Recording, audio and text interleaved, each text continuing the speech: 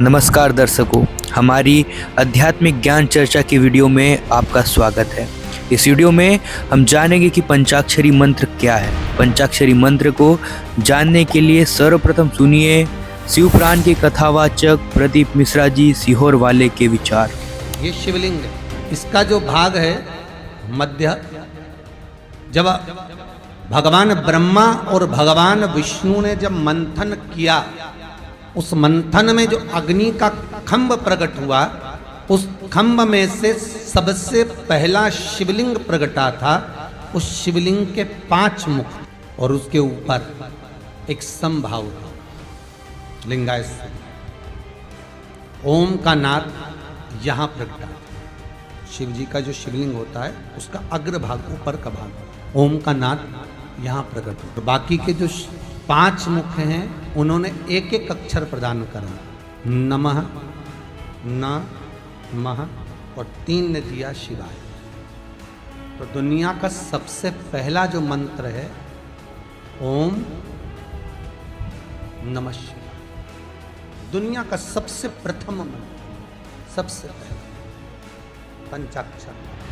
प्रदीप मिश्रा जी की बातें सुनकर लगता है प्रदीप मिश्रा जी ने संस्कृत में प्रकाशित ओरिजिनल शिवपुराण का अध्ययन ही नहीं किया है। प्रदीप मिश्रा जी बताते हैं कि ओम नमः शिवाय पंचाक्षरी मंत्र है। अपने आप को संस्कृत का ज्ञाता एवं शिवपुराण का गहनता से अध्ययन करने का दावा करने वाले प्रदीप मिश्रा जी भोली भाली जनता को मूर्ख बनाना बंद कीजिए। दर्शकों, आपको बता दूं कि जहां से प्रदीप मिश्रा जी ने ओम नमः शिवाय मंत्र लिया है वह संक्षिप्त शिवपुराण के विद्वेश्वर संहिता के पृष्ठ 25 पर लिखा हुआ है, जहां शिव जी कहते हैं, मेरे उत्तरवर्ती मुख से अकार का, पश्चिम मुख से उकार का, दक्षिण मुख से मकार का, पूर्ववर्ती मुख से बिंदु का तथा मध्यवर्ती मुख से नाद का प्रकाट्य हुआ है।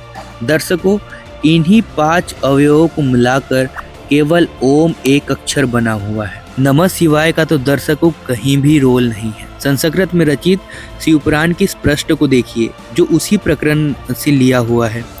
इसमें कहीं पर भी ओम नमः शिवाय मंत्र लिखा हुआ आपको नहीं दिखेगा। दर्शकों, इस विषय पर विस्तार से जानकारी के लिए सुनिए जगत गुरु तत्वदर्शी संत रामपाल जी महाराज के विचार। इन अज्ञानियों ने, इन नकली गुरु ब्राह्मणों ने, ऋषि महर्षियों ने इन सदग्रंथों का अनुवाद कर दिया हिंदी में, और हिंदी में इन्होंने अनुवाद करते समय अपनी अज्ञान सोच लगा दी और इसमें डाल दी, और आम समाज ने हिंदी पढ़ा, हिंदी में अनुवादित जो भी उन्होंने अनुवाद किया उसको फाइनल मानकर अपना साधना प्रारंभ कर दी। अब शिव पुराण के अनुवादकर्ता ने गीता प्रेस गोरखपुर से प्रकाशित में इसमें अपनी सोच अड़ा दी कि ये 5 मंत्रों से ओम नमः शिव बन गया, ओम नमः शिव, और इसका जाप करो।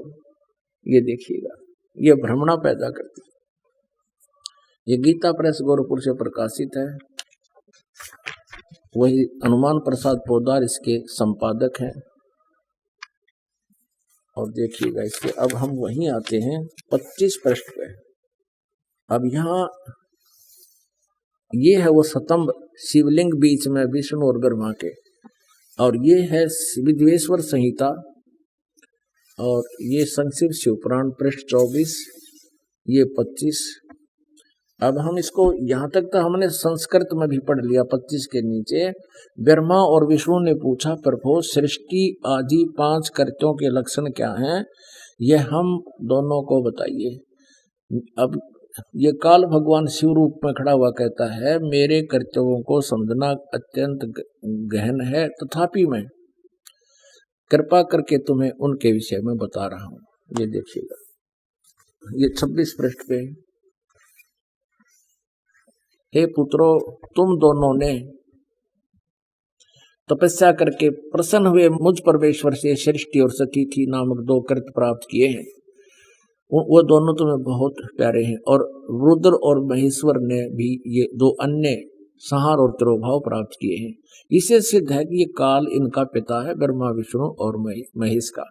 अब ये आगे क्या बता रहा है यहाँ पर देखिएगा, मैंने पूर्व काल में अपने स्वरूप भूत मंत्र का उपदेश किया है।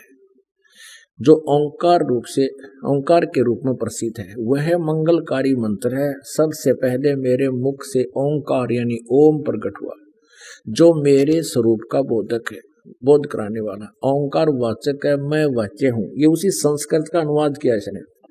मैं वाच्य हूँ, यह मंत्र मेरा रूप ही है। प्रतिदिन ओंकार का निरंतर स्मरण करने से मेरा ही सदा स्मरण होता है। ओम का जाप ब्रह्म का है, ये ब्रह्म शिवरूप में प्रकट होकर बोल रहा है। मेरे उत्तरवर्ती मुख से आकार का, पश्चिम मुख से उकार का, दक्षिण मुख से मकार का, पूर्ववर्ती मुख से बिंदु का, मध्यवर्ती मुख से नाद का प्राकट्य हुआ। इस प्रकार 5 अवयवों से युक्त ओंकार का विस्तार हुआ और इन सभी अवयवों से एकीभूत होकर यह परवण एक ओम नामक एक अक्षर हो गया।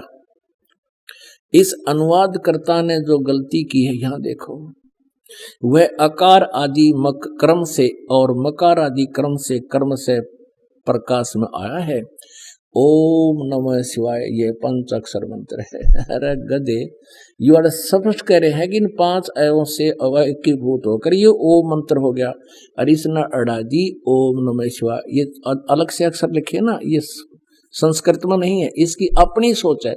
तो पवित्र इन पुण्य आत्माओं ने इस ओम नमः शिवाय को देख लिया कि मूल संस्कृत में भी यही होगा, अनुवाद करता लिखा है, तो हमने ओम नमः शिवाय के रट लगा दी।